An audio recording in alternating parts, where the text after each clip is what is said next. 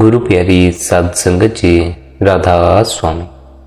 आप सभी के भीतर बैठे कुल मालिक को प्रणाम। आप सभी को प्रणाम। वाणी संत सबरूपी अकाल पुरुष। संगत जी, आप सभी ने सत्संग में या अपने सद्गुरु से ये जरूर सुना होगा, हमारा असल घर ये दुनिया नहीं, हमारा असल घर वो है जहां परमात्मा वास करता है। पर उस परमात्मा का घर कोई ईंटों पत्थरों का घर नहीं। घर से केवल इतना ही भाव है कि जहां की कोई अपना हो, जहां अपनापन महसूस हो। हमने जो अपने रहने के लिए घर बनाए हैं, उन्हीं में हमें असली सुख मिल सकता है। अगर हम कहें कि जी हम तो पड़ोसी के घर में ही रहेंगे या सारी जिंदगी अपने किसी रिश्तेदार के रहेंगे, तो उसमें हमें शांति नहीं मिल सकती। असली चैन अपने ही घर में पहुंचकर मिलता है। इसी तरह संतों ने रूह के असल घर की ओर इशारा करते हुए कहा है, ऐ प्यारे, जब तक तेरी ये रूह किराए के मकान में फिरती है, इस दुनिया में फिरती है, तब तक इसे चैन नहीं पड़ता।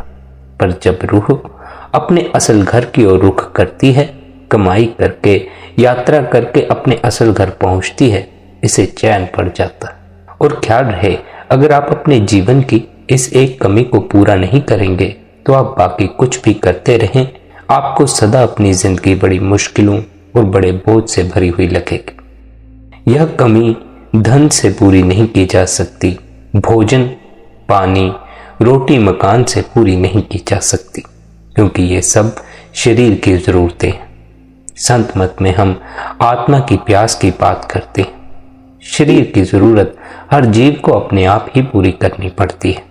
शरीर की जरूरतों के लिए अगर कोई जीव सद्गुरु के पीछे पीछे फिरे, यह सोचे अच्छा धन मिल जाएगा, अच्छी शादी हो जाएगी और राजा महाराजाओं जैसी जिंदगी जिएगा, तो फिर वो कुछ भी हासिल नहीं कर पाएगा। सद्गुरु इस दुनिया में दुनिया की चीजें देने के लिए नहीं आते, वो तो केवल आत्मा और परमात्मा के रिश्ते का सच्चा भेद बताने के लिए आते। संत किसी के कर्मों के हिसाब में बाधा नहीं डालते, क्योंकि जो जीवात्मा सच में मुक्त होना चाहती है, उसे अपने सब कर्मों का हिसाब देना पड़ता है। परमात्मा कृपा करे तो कर्मों का हिसाब हल्का हो सकता है, लेकिन उस हिसाब किताब से बचा नहीं जा सकता। इसलिए हमें चाहिए कि हम सद्गुरु के असल उपदेश को समझें, ना कि उनसे दुनिया की चीजें मांगें।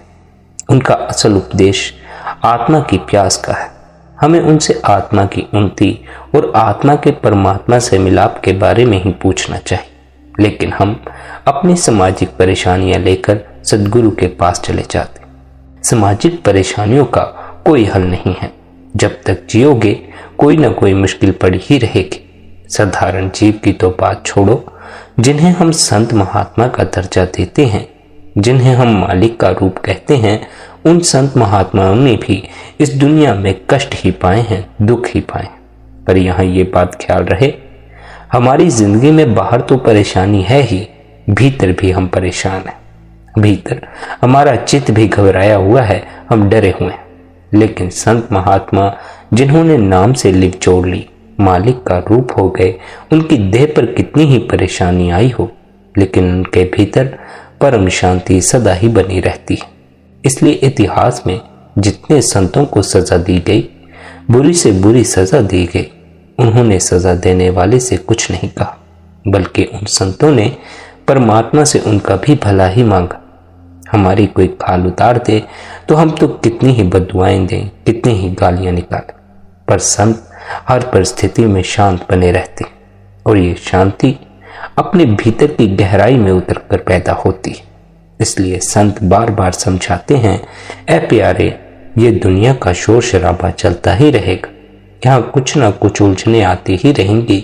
तू एक काम कर, जब तक सांस आती है, जब तक इस दुनिया में रहने को मिलता है, अपने होश को जगा, मन में खोए खोए मत जी, इस भूल में मत जी कि यहाँ भी सुख या शांति मिलने को है। और अगर इस दुनिया में सुख या शांति मिलती भी है तो बनावटी होती है, असल नहीं होती। उस सुख को और शांति को छीना जा सकता है, क्योंकि बाहरी है। अगर असल भेद की समझ ना हो, आत्मा की प्राप्ति से मिलने वाली शांति की भी फिर कोई खबर नहीं लगती। फिर जीव जंगलों पहाड़ों में चले जाने, लोगों से दूर चले जाने को ही शांति समझ लेता। ख्याल रहे, अशांत मन अगर शांत जगह पर भी पहुंच जाए तो भी अशांत ही रहता। काम से भरा हुआ मन सत्संग में भी पहुंच जाए तब भी कामी ही रहता। इसलिए बाहर से सुख या शांति की व्यवस्था तो करना, पर भीतर की तरफ ज्यादा ध्यान देना। अगर भीतर शांति ना आई, सुख ना हुआ, तो बाहर का इकट्ठा किया सुख भी बर्बाद चला जाएगा। इसलिए रोज कुछ समय भजन बंदगी या ध्यान में बैठने के लिए निकालो। ध्यान में बैठने या भजन बंदगी से क्या होगा? उससे असल घर के दरवाजे का पता चलेगा। कौन सा दरवाजा? वो दरवाजा जहां से आत्मा परमात्मा के घर की ओर उड़ान भरती है। आपने अक्सर सत्संग में सुना होगा कि हमारी आंखों के पीछे एक बंद दरवाजा है। स्मरण रहे, ये सब इशारे हैं। आंख बंद करके दरवाजा ढूंढने मत लग जाना। केवल इशारे हैं, इशारों को पकड़कर नुक्ते पर पहुंचना। इशारा है कि आंखों के पीछे भीतर एक बंद दरवाजा है। जब तक वह दरवाजा बंद पड़ा रहता है, हमें आध्यात्मिक जगत की असल समझ नहीं आती, हमारी रूहानियत की असल यात्रा शुरू नहीं होती। तब तक हमारी आत्मा इस माया की नगरी में फंसी रहती है, मन और इंद्रियों तक ही सीमित रह जाती है। इसलिए सद्गुरु हमें उस दरवाजे को खोलने का उपदेश देते हैं और उस दरवाजे को खोलने की कौन सी कुंजी है, उसका भेद भी स्पष्ट करते हैं। उस दरवाजे को कैसे खोलना है, उसकी क्या कुंजी है, आइए इसे विस्तार से समझते हैं। जैसे कि आप सब जानते हैं, अगर हमें अपने घर के अंदर भी जाना हो तो सबसे पहले घर के दरवाजे की तलाश करनी पड़ती है। घर के दरवाजे को खोलना पड़ता, तब कहीं जाकर हम अपने घर के भीतर प्रवेश कर सकते हैं।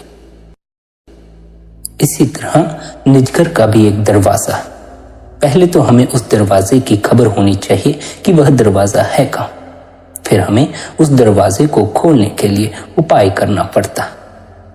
निजघर का वह दरवाजा कहाँ है, इसके बारे में समझाते हुए आप कहते हैं, निजघर का वह दरवाजा आंखों के पीछे तीसरी आंख, एक आंख या तीसरा तिल है। उसी को खोलने के लिए हम उसको खटखटाते हैं, यानी बार बार सिमरन और ध्यान के द्वारा अपने फैले हुए ख्याल को आंखों के पीछे इकट्ठा करते हैं।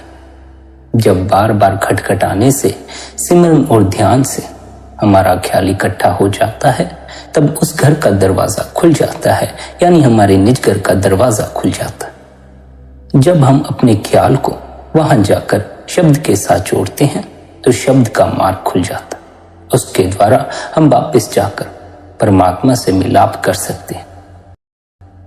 तुलसी साहिब हमें समझाते हुए फरमाते हैं, कुदरती काबे की तू मेहराब में सुन गौर से, आ रही धुर से सदा तेरे बुलाने के लिए। आप कहते हैं जो असली काबा है वह हमारा शरीर है। पैरों के तलवों से हमारा हज शुरू होता है और सिर की चोटी पर जाकर खत्म होता है। इस हज की दो मंजिलें हैं, एक आंखों तक और दूसरी आंखों के ऊपर। मौलवी हमेशा मेहराब के अंदर खड़ा होकर बांग देता। हमारे माथे की बनावट भी मेहराब की तरह है। जो मालिक की दरगाह की तरफ से कुदरती कलमा आ रहा है, वह इस मेहराब यानी माथे के अंदर आ रहा है। जब हम उस आवाज या कलमे को पकड़ते हैं तो हम उसके पीछे पीछे चलकर अपनी मंजिल मकसूद पर पहुंच जाते हैं, जहां से यह आवाज आ रही है। आप समझाते हैं, हमारा यह शरीर सिर्फ हड्डियों और मांस का ही बना हुआ नहीं है, और ना ही सिर्फ 5-6 फुट लंबा मिट्टी का यह एक पुतला है। परमात्मा ने इसके अंदर बेशुमार खजाने ही नहीं रखे हुए, बल्कि वह परमात्मा खुद इसके भीतर विराजमान हुआ बैठा है। जब तक हमें कोई सच्चा गुरु नहीं मिलता, तब तक हम शरीर में उस परमात्मा को देखने और अंदर खोज करने के तरीके का पता नहीं लगा सकते। शरीर के दो हिस्से हैं, एक आंखों से नीचे और दूसरा आंखों से ऊपर। आंखों के नीचे 9 द्वारों में सिर्फ इंद्रियों के भोग और विषय विकारों के स्वाद हैं। जब तक हमारा ख्याल आंखों से नीचे नीचे रहता है, हम मुक्ति प्राप्त नहीं कर सकते। गुरु के उपदेश द्वारा ख्याल को शरीर से समेटकर आंखों के पीछे और बीच में एकाग्र करना ही मुक्ति के दरवाजे पर पहुंचना है। अनहद शब्द वहां दिन रात धुनकारें दे रहा है। जब हम गुरुमुखों के जरिए शब्द को पकड़ लेते हैं तो फिर शब्द हमें छोड़ता नहीं, अपने साथ लेकर परमात्मा में ही समा जाता। हमें उस शब्द के जरिए अपने अंदर अपने घर का रुख कायम करना है और शब्द के प्रकाश के जरिए अपने घर का रास्ता देखना है। हमारी आत्मा की जो देखने की शक्ति है उसे महात्माओं ने नृत्य कहा है और जो सुनने की शक्ति है उसे सुरत कहा है। सुरत के द्वारा शब्द की आवाज को सुनना है, नृत्य के द्वारा उसके प्रकाश को देखना। मिसाल के तौर पर अगर हम अपने घर से शाम को सैर करते हुए कहीं दूर निकल जाते हैं, रात का अंधेरा सिर पर आ जाता है, हाथ को हाथ दिखाई नहीं पड़ता, अपने घर के रास्ते का कुछ पता नहीं चलता और न घर के रुख का ही कुछ अंदाजा रहता है, तब हम वापस अपने घर पहुंचने के लिए उस अंधेरे में चुपचाप खड़े होकर बड़े गौर से किसी न किसी आवाज को सुनने की कोशिश करते हैं जो हमारे घर की तरफ से आ रही हो। कुत्तों के भौंकने की आवाज, किसी रेडियो की आवाज, टेलीविजन की आवाज या ऐसी ही कोई और आवाज आती हुई सुनाई दे तो हम उस आवाज को सुनकर अपने घर का रुख कायम कर लेते हैं कि हमारा घर आगे की तरफ है या पीछे की तरफ है, दाईं तरफ है या बाईं तरफ है। रुख का पता लग जाता है लेकिन रास्ते में अंधेरा है, ऊंची नीची जमीन है, पानी या झाड़ियां वगैरह है। इसलिए अगर हमारे हाथ में उस समय कोई टॉर्च या लालटेन हो तो हम उसके प्रकाश के द्वारा ऊंची नीची जमीन देखते हुए, कटीली झाड़ियों से बचते हुए अपना रास्ता ढूंढकर सही सलामत अपने घर वापस पहुंच जाते हैं। इसी प्रकार महात्मा उपदेश देते हैं कि हम जो निज घर या परमेश्वर की दरगाह से भूले हुए हैं, परमात्मा ने हमें घर वापस ले जाने के लिए हमारे हर एक के अंदर वह आवाज भी रखी है और वह रोशनी भी रखी है। हमें उस आवाज को सुनकर अपने घर का रुख कायम करना है, रोशनी के जरिए अपना रूहानी सफर तय करना है। कबीर साहिब उसकी तरफ इशारा करते हुए कहते हैं, दीपक देखा गेव का बिन बाती बिन तेल। वह अगम की ज्योत हमारे सबके अंदर बगैर बत्ती और तेल के जल रही है। हमारे सिर के ऊपर के हिस्से को आप उल्टा कुआं कहकर बयान करते हैं। कुएं का मुंह ऊपर और पैंदा नीचे होता है। हमारे सिर का पैंदा ऊपर और मुंह नीचे की तरफ है, यानी उसकी बनावट कुएं से उल्टी है। जब हम 9 द्वारों से ख्याल को निकालकर आंखों के पीछे इकट्ठा करेंगे तो हम उस उल्टे कुएं के अंदर आ जाएंगे। उस जगह हर एक के अंदर एक ज्योत जल रही है। उस ज्योत को जलाने के लिए ना तो किसी बत्ती की जरूरत है, ना ही किसी तेल की जरूरत है। बाहर हम जितनी ज्योतें जलाते हैं उनको बत्ती और तेल की जरूरत होती है। अगर बत्ती खत्म हो जाए या तेल समाप्त हो जाए तो ज्योत बुझ जाती है। लेकिन जिस ज्योत का जिक्र आप कर रहे हैं वह ज्योत 24 घंटे हम सभी के भीतर जलती रहती है। ना तो उसकी ज्योत खत्म होती है, ना ही उसका तेल खत्म होता। साल की 6 ऋतुएं होती हैं और 12 महीने होते हैं।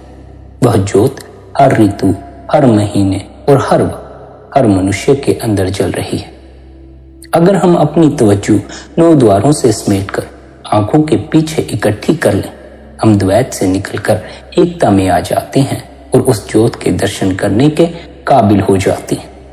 जब तक हमारी तवज्जो या ध्यान दोनों आंखों के द्वारा बाहर की ओर फैल रहा है, हम द्वैत में फंसे हुए हैं। जब ख्याल को समेटकर आंखों के पीछे इकट्ठा करते हैं तो हम एकता में आ जाते हैं। फिर हमें उस नुक्ते पर उस ज्योत के दर्शन होते हैं। उस ज्योत के अंदर से एक बहुत मीठी और सुरीली आवाज निकल रही है। जो उस ज्योत के दर्शन करता है और उस वाणी की सुरीली आवाज को सुनता है, उसका दुनिया से मोह या प्यार निकल जाता है और मालिक से प्यार पैदा हो जाता है। हम सबको मालूम है कि जितने हमारे धार्मिक स्थान हैं, क्या मंदिर, क्या मस्जिद, क्या गुरुद्वारे, क्या गिरजाघर, सबके अंदर हम जोत जलाते हैं और घंटे या शंख जैसी आवाज पैदा करते हैं। किसी गिरजे में चले जाएं, वहां मोमबत्तियां जलाई जाती हैं और सबसे ऊपर घंटा लटकता रहता है, जो प्रार्थना आदि शुरू होने से पहले बजाया जाता है। इसी तरह बौद्ध मंदिरों में भी हमेशा जोत जलती रहती है, जिसे वे अखंड जोत कहते हैं और जिसे कभी बुझने नहीं देते। लेकिन जिस अखंड ज्योत की ओर संत महात्माओं ने इशारा किया है, महात्मा बुद्ध ने इशारा किया है, वह तो हम सबके अंदर है। जिस आवाज की ओर, जिस नाद की ओर संत महात्माओं ने इशारा किया है, वह हमारे अंदर है। हमें भीतर की ज्योत, भीतर के नाद से जुड़ना है। बाहर के नाद, बाहर की ज्योतें हमें द्वैत से मुक्त नहीं कर सकती, हमें एकता में नहीं ला सकती। जो द्वैत में जीते हैं उन्हें दूसरों में परमात्मा की झलक नहीं मिलती, उन्हें फिर दूसरों में दूसरे ही दिखाई पड़ते। हालांकि सबके भीतर परमात्मा है, लेकिन सबके भीतर परमात्मा नजर केवल उन्हीं को आता है जो द्वैत से मुक्त होकर एकता में आ जाती, जो अपने भीतर की ज्योत का दर्शन कर लेते, जो अपने भीतर शब्द की आवाज को सुन लेते हैं। अंदर उस शब्द की आवाज को सुनकर और प्रकाश को देखकर हमारा मन बिन जाता है, वश में आ जाता है और वापस अपने ठिकाने पर पहुंच जाता है। आत्मा और मन की गांठ खुल जाती है। उस हालात में हम अपने आप को पहचानने के काबिल बन जाते हैं, परमात्मा से मिलाप के काबिल बन जाते हैं। जब हम गुरुमुखों की बताई हुई युक्ति के अनुसार आंखों में शब्द रूपी सुरमा डालते हैं, तो अज्ञानता का अंधेरा हमारे रास्ते से दूर हो जाता है तथा परमात्मा का नूर और प्रकाश नजर आना शुरू हो जाता है। जो अंदर उस शब्द को पकड़कर अपने आप को पहचानने के काबिल बनते हैं, असली गति और मालिक से मिलने का सौभाग्य उन्हीं को प्राप्त होता है। शब्द या नाम की लज्जत प्राप्त करके ही हम अपने आप को पहचानने के काबिल बनते हैं। हम अपने आप को तब पहचानते हैं जब हमारी आत्मा के ऊपर से सब गंदे गंदे गिलाफ उतर जाते हैं। इसलिए महात्मा हमें मुक्ति प्राप्त करने का सिर्फ यही साधन समझाते हैं कि हम अपने ख्याल को अंदर शब्द या नाम के साथ जोड़ दें। शब्द या नाम के साथ हमें अपने ख्याल को जोड़ने के लिए अपनी आंखों के पीछे बंद पड़े द्वार को खोलना होगा।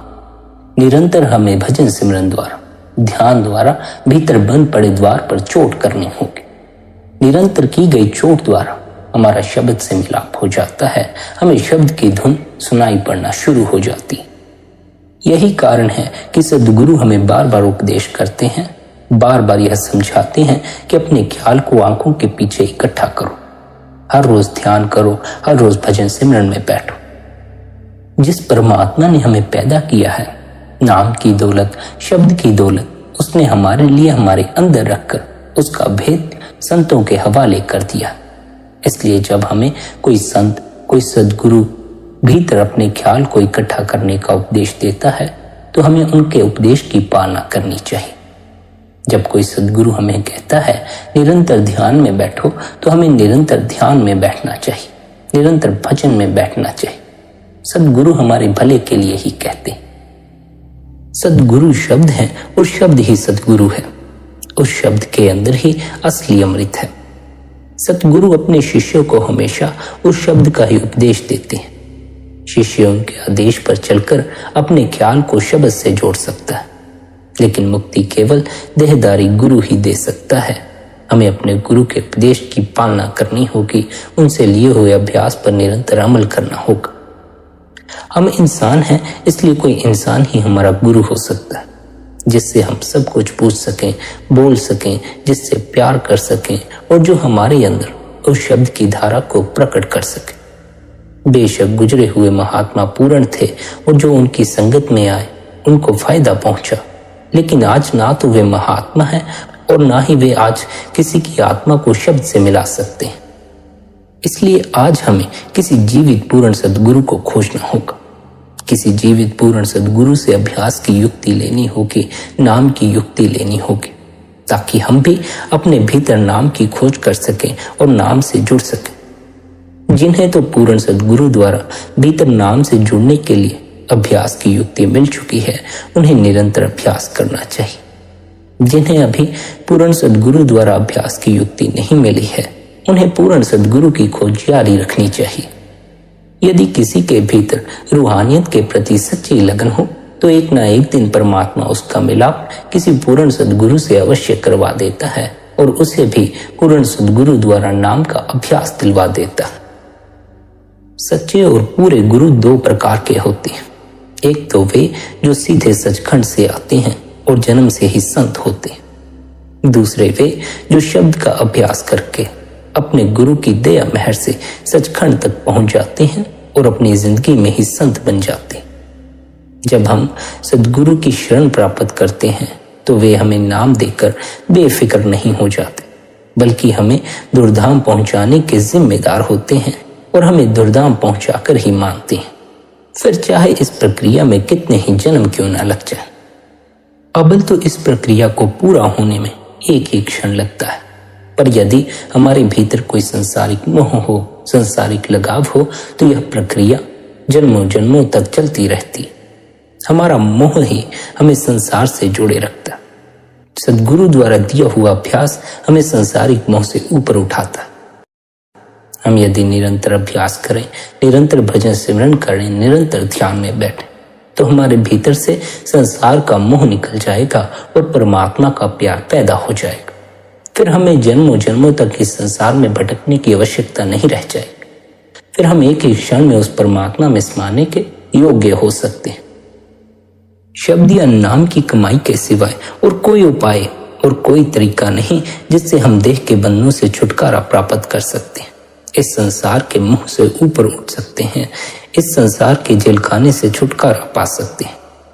बाकी जितने भी साधन हैं, जैसे कि जप तप, दान पुण्य वगैरह, सबका फल हमें जरूर मिलता है और उनका फल भोगने के लिए हमें इस संसार में लौट लौट कर आना पड़ता है। शब्द और नाम से जुड़ जाने के बाद हमारे कर्मों का भंडार नष्ट होना शुरू हो जाता, जिस कारण फिर हमें इस संसार में लौट कर आने की आवश्यकता नहीं रह जाती। देह के बंधन में बंधने की कोई आवश्यकता नहीं रह जाती। हमारी आत्मा तोते के समान है और यह शरीर, यह देह एक पिंजरे के समान है। जिस प्रकार तोता पिंजरे से प्यार करके तरह तरह की बोलियां बोलता है, उसी तरह हमारी आत्मा भी इस शरीर से प्यार लगाए बैठी है। कभी उसके अंदर बैठकर रोती है, कभी हंसती है, कभी सुखी होती है और कभी दुख महसूस करती है। अगर हमारी आत्मा इस देह के प्यार को छोड़ दे और इसके अंदर परमात्मा ने जो सच का चोगा रखा है उसको चुगना और उस शब्द रूपी अमृत को पीना शुरू कर दे, तो यह हमेशा के लिए इस देह के बंधनों से आजाद हो जाए। नाम की कमाई के बगैर जो भी साधन या तरीके हम मुक्ति की प्राप्ति के लिए अपनाते हैं, वे हमें देह के बंधनों में और ज्यादा फंसा देते हैं। अगर हम जमीन में बेमौसम का बीज बोते हैं, तो हम कितना भी हल चला लें, अच्छी से अच्छी खाद डालें और पानी आदि समय पर क्यों ना देते रहें, तो भी वह फसल हमारे घर तक नहीं आ सकती। हमारी सब मेहनत, बीज और खर्च फजूल चले जाते हैं। इसी तरह कलयुग में मुक्ति प्राप्त करने का असली तरीका शब्द या नाम की कमाई है, जिसके बारे में हमें सिर्फ पूरे गुरु से ही पूरी जानकारी प्राप्त हो सकती है। कलयुग में अगर कोई ऊंचे से ऊंचा, श्रेष्ठ से श्रेष्ठ कर्म है, तो वह सिर्फ नाम की कमाई है। 4 युग एक दूसरे के बाद चक्कर लगा रहे हैं। हर एक युग में हमारे जीवन के हालात बिल्कुल अलग अलग होते हैं। सतयुग में हमारी उम्र बहुत लंबी थी, हमारा स्वास्थ्य भी अच्छा था और हमारा ख्याल भी दुनिया में इतना फैला हुआ नहीं था। मामूली से यत्न से हमारा ख्याल मालिक की भक्ति की ओर लग जाता था। जैसे जैसे युग पलटते गए, उम्र छोटी होती गई, स्वास्थ्य कमजोर होता गया और ख्याल भी दुनिया में पूरी तरह फैल गया। जो साधन हमें सतयुग में काम देते थे, वे अब कलयुग में काम नहीं दे सकते। कलयुग में तो कोई भाग्यशाली इंसान ही 70 या 80 साल गुजार कर जाता है। स्वास्थ्य भी इतना कमजोर है कि 1-1.5 घंटा भी हम लगातार मालिक की भक्ति एक आसन पर बैठकर नहीं कर सकते, और ख्याल भी इतना फैला हुआ है कि 5 मिनट के लिए भी हम किसी विषय पर पूरी एकाग्रता के साथ विचार नहीं कर सकते। गुरु साहिब समझाते हैं कि अगर हम कलयुग में आकर जिंदगी के 4 दिन भी सुख और शांति से गुजारना चाहते हैं और वापस जाकर परमात्मा से मिलना चाहते हैं, तो सिर्फ नाम की कमाई का ही रास्ता है। कलयुग में आकर तो महात्माओं ने बड़ा खोलकर नाम का प्रचार किया हुआ है, लेकिन हमारा मन हमें उस शब्द या नाम की कमाई की ओर जाने नहीं देता, बल्कि हमेशा पूजा पाठ, कर्म कांड, जप तप, दान पुण्य आदि में ही लगाए रखता है। हम सब दुनिया के जीव अपनी अपनी बुद्धि के अनुसार उस परमात्मा की भक्ति करने की कोशिश जरूर करते हैं, क्योंकि आत्मा का झुकाव अपने असल या मूल की ओर होता है। इसी झुकाव के फल स्वरूप हम परमात्मा को ढूंढते हैं, लेकिन मन के पीछे लगकर मालिक की भक्ति करते हैं। यह भक्ति हमें कभी हमारे ठिकाने पर नहीं पहुंचाती, हमारा मालिक से मिलाप नहीं होने देती। हमारा ठिकाना सचखंड है और मन की हद भ्रम तक ही रह जाती है। शब्द या नाम की कमाई करने से ही हमारा मन निर्मल होता है और यह नाम की कमाई ही हमें अपने असली ठिकाने या असली घर सचखंड पहुंचाती है। हर एक भक्ति हमें परमात्मा से नहीं मिलाती, सिर्फ नाम की कमाई ही हमें मालिक तक ले जा सकती है। यह मनुष्य का चोला परमात्मा की अपार कृपा से प्राप्त हुआ है। इसमें बैठकर वह भक्ति करो जिससे कर्मों का सिलसिला खत्म हो जाए। वह भक्ति सिर्फ नाम या शब्द की कमाई है। जो मालिक की भक्ति का असली तरीका है, यानी शब्द की कमाई, नाम की कमाई, उसे तो हम पकड़ने की कोशिश नहीं करते, हमेशा बाहरी रीति रिवाजों और कर्म कांडों में ही उलझे रह जाते हैं। जो शब्द या नाम की खोज नहीं करते, उनका ना तो इस दुनिया में कहीं ठिकाना है और ना ही अगली दुनिया में कोई ठिकाना बनता है। जैसे खाली घर के अंदर कौवा दिन भर फुदकता रहता है, लेकिन उसे खाने के लिए कुछ नहीं मिलता, इसी प्रकार हम इस 84 के जलखाने में भटकते रहते। ऐसे लोगों ने अपने दीन और दुनिया दोनों खराब कर लिए। शब्द या नाम के महत्व के बारे में समझाते हुए आप कहते हैं, जो लोग उससे मुख मोड़ लेते हैं और उसकी निंदा करते हैं, उनका गुनाह न इस दुनिया में माफ हो सकता है और ना ही अगली दुनिया में माफ हो सकता है। जप तप, पूजा पाठ, दान पुण्य आदि सबका जो भी फल है वह सब शब्द या नाम की कमाई में आ जाता है। जैसे कि कहावत है, हाथी के पांव में सबका पांव। जिस समय हमारी जवानी पर दिन रात उस मालिक का नाम चढ़ा होता है, यानी हम उस मालिक के नाम के सिमरन में लगे होते हैं, तो उससे बड़ा जप और कौन सा हो सकता है। वही सबसे बड़ा जप है। मालिक के नाम में रंग जाना ही सबसे बड़ी पूजा है। सबसे बड़ी प्रार्थना उस मालिक को याद करना ही है। नाम की कमाई करके हम जन्म जन्मांतरों के देह के बंधनों से छुटकारा प्राप्त कर लेते हैं और वापस जाकर परमात्मा से मिल जाते हैं। हमें नाम की कमाई लोगों की मान बढ़ियाई पाने के लिए नहीं करनी है, रिद्धियां सिद्धियां और करामातें दिखाने के लिए नहीं करनी है। नाम की कमाई हमें मालिक की कृपा और बख्शीश प्राप्त करने के लिए करनी है। लोगों को करामातें दिखाकर कुल मालिक के शरीक बनने के लिए नहीं करनी है। इसलिए महात्मा हमें समझाते हैं कि उस नाम की बख्शीश को हमें अपने अंदर ही हजम करना चाहिए। इस अनमोल पदार्थ को कोड़ियों की तरह बिखेरना नहीं चाहिए। जितना हम उस मालिक की बख्शीश को अपने अंदर हजम करेंगे, उतनी ही वह हम पर और बख्शीश और मेहर करेगा। उस नाम रूपी दौलत को प्राप्त करके उसे अपने अंदर इतना दबा कर रखो कि उसकी खुशबू तक बाहर न जाए, क्योंकि ना तो दुनिया में कोई उसका अधिकारी है, ना ही किसी को खोटे और खरे की पहचान है, ना ही उसका कोई ग्राहक है और ना ही कोई उसकी कीमत देने को तैयार है। लोग तो बेटे बेटियों के ग्राहक हैं, धन दौलत के अभिलाषी। वे उस नाम रूपी दौलत की कीमत देने को तैयार नहीं है।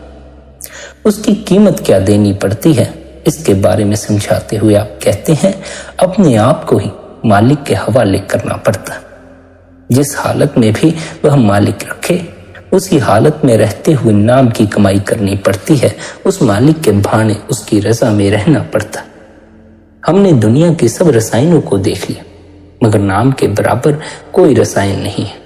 उसकी एक रति भी अगर शरीर में रच जाए तो हमारा शरीर सोना हो जाता है। मतलब इस शरीर में आने का उद्देश्य पूरा हो जाता है। जिनको इस चीज की परख और कदर है, वे इसे बहुत संभाल संभाल कर रखते हैं और यह कदर भी संतों की संगति में जाकर आती है। अगर हमें कोई कीमती हीरा मिल जाता है तो हम उसे किस तरह संभाल संभाल कर रखते हैं। इसी तरह हमें नाम की इस दौलत को भी हजम करना है, संभाल कर रखना। जिस प्रकार रसायन हमारे शरीर के अंदर रच जाता है और शरीर की सब बीमारियां दूर कर देता है, इसी प्रकार हमें अपने अंदर नाम को रचाना और हजम करना है। हमें नाम की कमाई हमेशा परमात्मा के ग्राहक बनकर करनी है, परमात्मा से मिलने के लिए करनी है। बाल बच्चों का प्यार प्राप्त करने के लिए नहीं करनी और ना ही कोई दुनियावी यश या पद प्राप्त करने के लिए नाम की कमाई करनी। जितना सच्चा प्यार और इश्क लेकर हम उस मालिक को चाहते हैं, उतनी ही वह हम पर अपनी दया मेहर की बख्शिश करता है। जिस तरह पपीहा स्वाति बूंद के लिए तड़पता है, दिन रात उसी की रट लगाए रखता है, उसी तरह हमारे अंदर मालिक से मिलने और उसके दर्शन करने की तड़प होनी चाहिए। हमें यह सोचकर मालिक की भक्ति नहीं करनी चाहिए कि अगर ऐसा नहीं करेंगे तो हमारे कारोबार में घाटा पड़ जाएगा, धन दौलत में कमी आ जाएगी, या दुनिया में मान सम्मान खो बैठेंगे, या फिर कोई अन्य दुनियावी नुकसान हो जाएगा। अधिकतर जीव तो भय के कारण ही मालिक की भक्ति करते। वे इसलिए मालिक की भक्ति करते हैं क्योंकि उनके भीतर यह भय होता है कि अगर उन्होंने भक्ति न की तो उन्हें कोई दुनियावी नुकसान हो जाए। भय से की गई भक्ति कोई फल नहीं लाती। स्मरण रहे, परमात्मा किसी का बुरा नहीं करता। यदि आप परमात्मा को याद नहीं भी करते, उसका नाम नहीं भी लेते, तब भी वह आपके भले के लिए ही सब कुछ करता है। भय के कारण मालिक को याद करना मालिक की भक्ति करने का सही तरीका नहीं है। हमें मालिक की भक्ति इसलिए करनी है कि हमारे अंदर उससे मिलने का सच्चा इश्क और सच्चा प्यार है। दुनियावी लाभ के लिए मालिक की भक्ति करना ऐसा ही है जैसे लोग अक्सर सांप की पूजा करते हैं। वे सांप की पूजा इसलिए नहीं करते कि उनको सांप से प्यार है, वे तो सांप के डंक और जहर से बचने के लिए उसकी भक्ति करते। वास्तव में धर्म की बुनियाद प्रेम है, न कि डर। जो डर के कारण भक्ति कर रहा है वह भक्ति कर ही नहीं रहा, वह तो केवल अपने डर से छुटकारा पाने के लिए भक्ति करता है। लेकिन डर से, भय से ऐसे ही छुटकारा नहीं हो जाता। जब तक मालिक से मिलाप न हो जाए, भीतर मालिक का अनुभव न हो, शब्द का अनुभव न हो, तब तक भय मुक्त हुआ नहीं जा सकता। भय मुक्त होने के लिए अपनी इस देह के भीतर सरक जाना जरूरी है, भीतर अपने ख्याल को पक्का कर लेना जरूरी है। तब कहीं जाकर हम भय से मुक्त हो सकते हैं और सच्ची लगन, सच्चे प्यार से मालिक की भक्ति कर सकते हैं। आगे तुलसी साहिब उपदेश देते हैं, दिल का हुजरा साफ कर, जाना कि आने के लिए, ध्यान गैरों का उठा उसके बिठाने के लिए। दिल तो हमारा दुनिया के पदार्थों और शक्लों के लिए भटकता है, पर मिलना हम उस परमात्मा, उस मालिक से चाहते हैं। ये दोनों बातें कैसे हो सकती हैं? ये दोनों बातें संभव नहीं।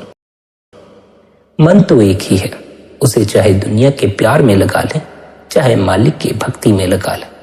हमारा कोई रिश्तेदार या प्यारा हमसे कहीं दूर चला जाता है, हमसे बिछड़ जाता है, तो हम उसकी याद में किस तरह तड़पते हैं, सारी रात जाकर आंसू बहाते हैं। क्या हमने कभी मालिक के बिछोड़े में एक रात भी जाकर काटी है? हमारी आंखों में उस मालिक की याद में एक आंसू भी आया है? हम अपने बच्चों को बाहर खेलने के लिए आया के साथ भेज देते हैं। आया तरह तरह से उसका मन बहलाने की कोशिश करती है।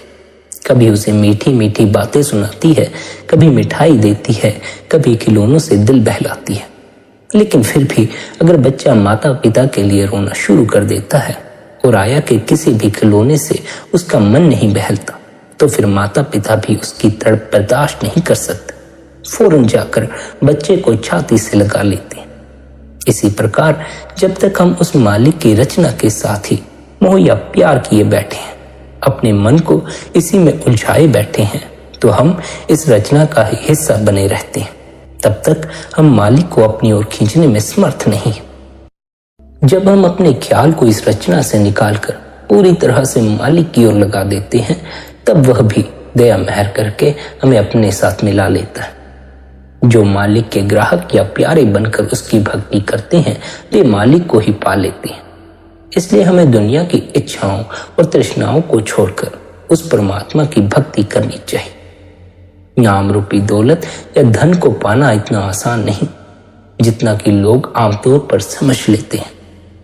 इसे वही शख्स प्राप्त कर सकता है जो अपने अंदर से कामनाओं और तृष्णाओं को निकाल देता है। हमारा मन तो एक है और हजारों लाखों इच्छाएं हम दिन रात करते रहते हैं।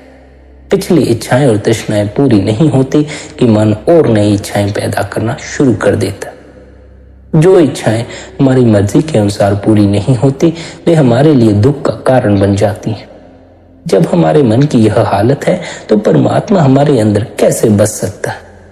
परमात्मा को भीतर जगह देनी है, भीतर वास देना है, तो पहले इन इच्छाओं को बाहर निकालना होगा, इन तृष्णाओं को बाहर निकालना होगा। हमारी इच्छाएं और तृष्णाएं तो शायद हिमालय पर्वत से भी बड़ी हैं। अगर परमात्मा हमें हजारों साल की भी उम्र दे दे तो भी शायद हम उनको पूरा ना कर सके। लेकिन मौत हमारे सिर पर खड़ी है, पता नहीं जिंदगी के चंद और साल मिलने वाले हैं या नहीं, और मौत किस वक्त आ जाए। हम सब दुनिया के जीव लोभ और लालच में फंसे हुए हैं और अपनी मौत को भी भूले बैठे हैं। हो में या मैं मेरी में आकर कई प्रकार के कर्म करती हैं, कई प्रकार की इच्छाएं और तृष्णाएं पैदा करती हैं जो पूरी भी नहीं होती। यहाँ तृष्णा की अग्नि में जलते हैं और मौत के बाद नरकों की आग में जलना पड़ता है। ये इच्छाएं हमें फिर खींचकर 84 के जेल खाने में ले आती हैं और जो मुसीबतें उन जामों में जाकर हमें भुगतनी पड़ती हैं उनको बयान नहीं किया जा सकता। इसलिए महात्मा हमें समझाते हैं कि हमें हमेशा मालिक की मौज, मालिक के भाने या हुक्म में रहना चाहिए। मालिक के भाने में रहने का मतलब है मन में कोई इच्छा और तृष्णा नहीं उठनी चाहिए। जो कुछ परमात्मा बख्शे उसकी इच्छा समझकर स्वीकार करना चाहिए। मालिक जो कर रहा है वह सब हमारे भले के लिए। यह बात ध्यानपूर्वक विचार करने की है कि ये इच्छाएं और तृष्णाएं कौन पैदा करता है। ये सब हमारा मन पैदा करता है और हम पूरी किससे करवाना चाहते हैं? परमात्मा से। बड़ी अजीब बात है, इच्छा मन पैदा करता है और पूरी करवाने के लिए हम परमात्मा के आगे माथे टेकते हैं। हम मन को कभी समझाने की कोशिश नहीं करते कि तू मालिक की मर्जी के अनुसार अपने आप को ढालने की कोशिश कर, उसके हुक्म और उसकी मौज में रह। उल्टा दिन रात परमात्मा को समझाने की कोशिश करते हैं कि तू हमारे मन की मर्जी के अनुसार चलने की कोशिश कर। भक्ति हम परमात्मा की कर रहे हैं या मन की? पहले हमें अपने आप से यह सवाल कर लेना चाहिए। कहीं हम मन की भक्ति के पीछे लगकर परमात्मा को भी हुक्म देना शुरू तो नहीं कर बैठे?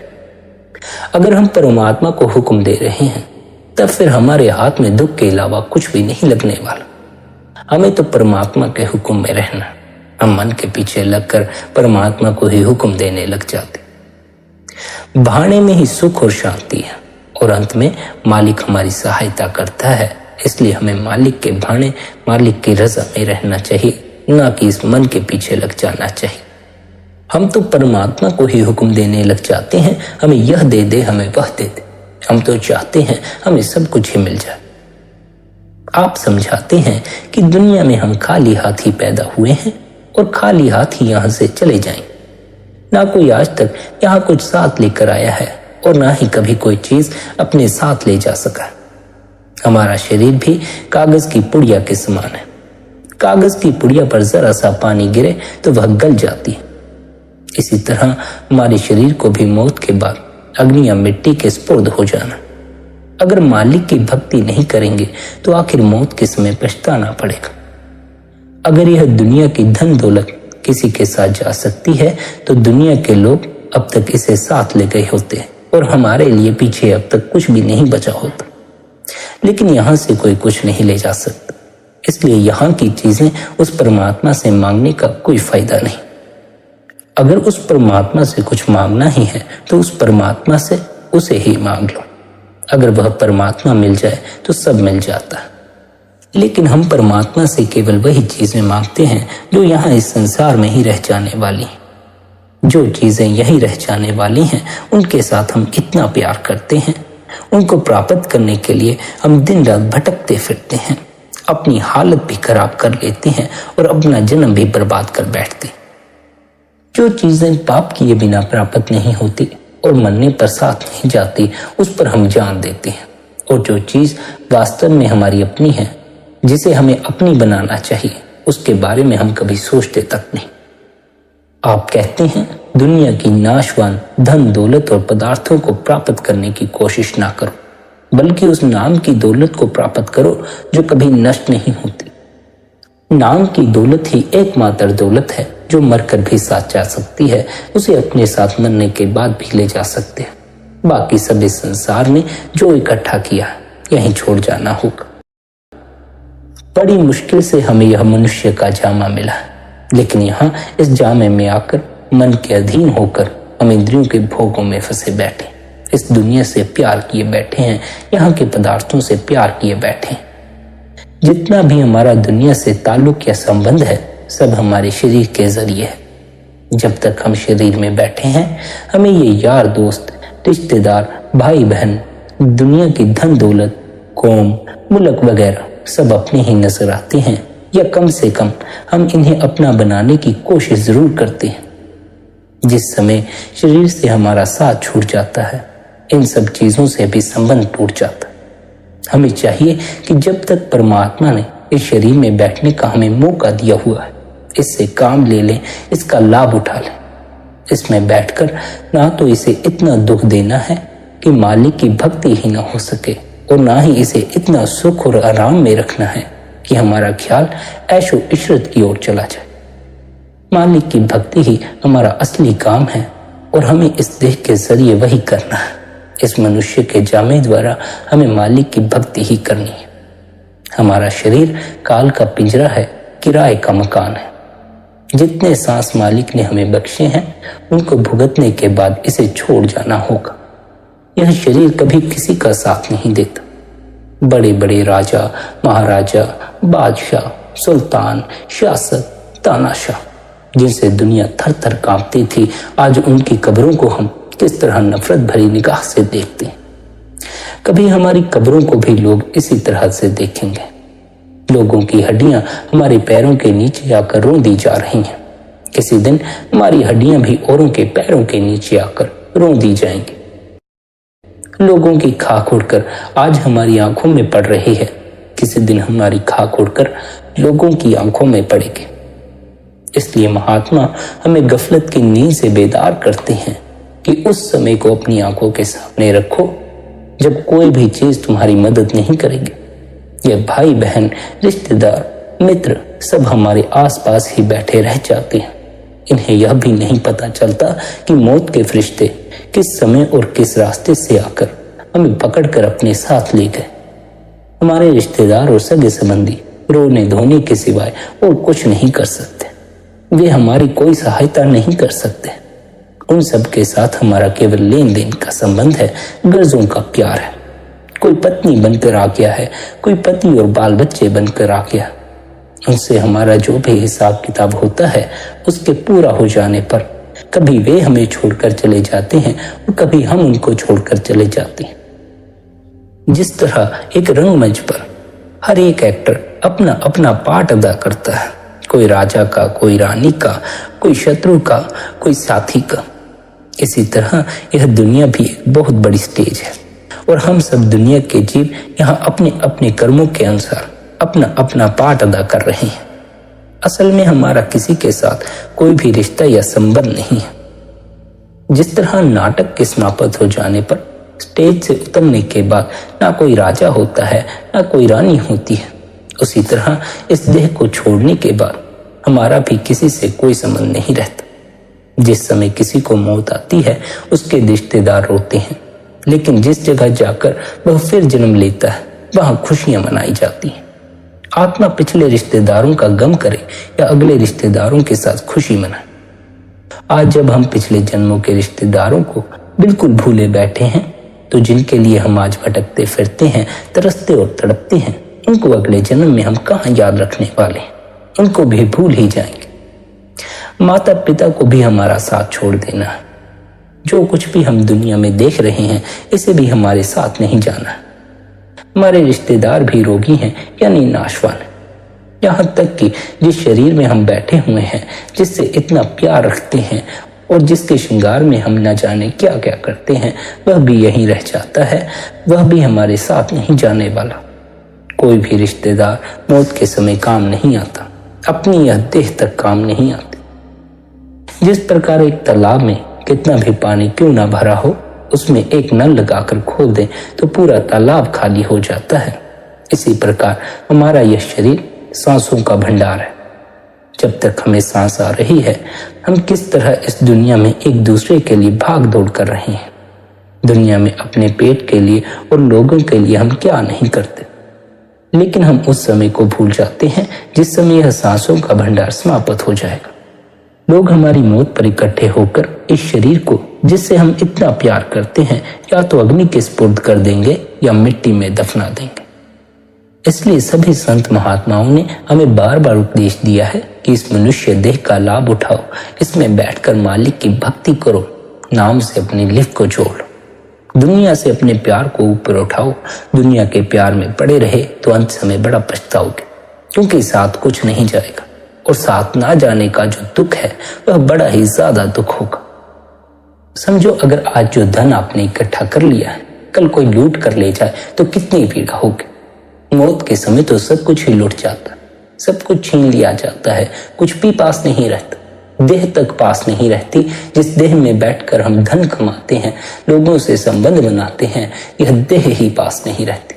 फिर कितना दुख होने को है। दुख के अलावा फिर अंत में कुछ हाथ ना लगेगा। अगर आज ही दुनिया के मोह से ऊपर उठना शुरू ना किया तो अंत में दुनिया का मोह बड़ी पीड़ा देने वाला है। पदार्थों का मोह, लोगों का मोह बड़ी पीड़ा देने वाला। संत सदगुरु हमें समझाते हैं कि आज ही ध्यान में बैठना शुरू कर दो, भजन सिमरन करना शुरू कर दो, अपने भीतर उतरना शुरू कर दो। जैसे जैसे भजन सिमरन करोगे, निरंतर ध्यान में बैठोगे, दुनिया का मोह छूटता जाएगा और भीतर मालिक का प्यार पैदा होता जाएगा। जब दुनिया का मोह छूट जाएगा तो दुनिया के किसी पदार्थ की कोई इच्छा नहीं रह जाएगी, दुनिया की कोई पकड़ नहीं रह जाएगी, जिससे अंतिम वेला में कुछ भी छूटने का कोई दुख नहीं होगा। अंत में तो सब छोड़ जाना है, पर अगर जीते जी पकड़ ना छोड़ी तो अंत में पकड़ ना छोड़ सकोगे। अंत में भीतर कोई पकड़ ना रह जाए, इसके लिए यह आवश्यक है कि अभी से निरंतर पकड़ को छोड़ना शुरू कर दो। अभी से दुनिया के मोह से ऊपर उठना शुरू कर दो, वरना यह दुनिया का मोह ही अंतिम वेला में संसार में लौट कर आने का कारण बन जाए। दुनिया के मोह से ऊपर उठने के लिए निरंतर भजन सिमरन में बैठो, निरंतर ध्यान में बैठो। भजन सिमरन में निरंतर बैठोगे, आंखों के पीछे ख्याल को इकट्ठा करोगे तो आंखों के पीछे जो दरबार बंद पड़ा इस पर चोट पड़नी शुरू हो जाए। भजन सिमरन की चोट द्वारा यह बंद पड़ा द्वार खुल जाता है और हमें अपने निज पर पहुंचने का मार्ग मिल जाता। ख्याल को आंखों के पीछे इकट्ठा करने से, निरंतर भजन सिमरन करने से हमें शब्द की ध्वनि सुनाई पड़ना शुरू हो जाती है, भीतर का प्रकाश नजर आना शुरू हो जाता।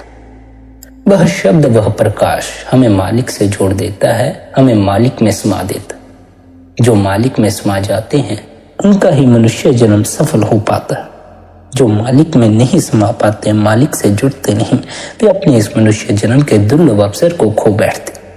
फिर न जाने यह अवसर हाथ आए या ना आए, और न जाने अगले जन्म में हम किन हालातों में होंगे। यह भी हो सकता है कि अगले जन्म में हम कहीं ऐसी जगह पहुंच जाएं जहां कभी भूल कर भी हमारा ख्याल मालिक की तरफ न जाए और हम संसार की ओर भटकते चले जाए। इस जन्म में ही अपने होश को जगाओ, इस जन्म में ही अपने भीतर उतरना शुरू करो, मालिक से अपनी लिफ्ट को जोड़ो। निरंतर भजन सिमरन करो, निरंतर ध्यान में बैठो। निरंतर भजन सिमरन करोगे तो भीतर बंद पड़े द्वार पर चोट पड़नी शुरू हो जाएगी और अपने सच्चे घर का मार्ग मिल जाएगा। मालिक से मिलाप हो जाएगा, शब्द से मिलाप हो जाएगा। प्यारी संगत जी, अपने गुरु द्वारा दिए हुए अभ्यास की पालना करें, निरंतर ध्यान में बैठें, निरंतर भजन सिमरन करें। आपका अपने द्वारा किया हुआ भजन सिमरन ही आपको फल दे सकता है, मुक्ति प्राप्त करवा सकता। इसलिए निरंतर भजन में बैठें, ध्यान में बैठें। संगत जी, यदि आज का यह सत्संग आपको अच्छा लगा हो तो आज के इस सत्संग को आप अपने मित्रों और संबंधियों के साथ शेयर भी कर सकते। बाकी आपकी अपनी मौज है। अपना ख्याल रखें, अपने भीतर सबके प्रति भले की कामना रखें। इतने प्रेम और प्यार से अपने सत्संग को सुना, उसके लिए आप सभी का धन्यवाद। राधा स्वामी जी।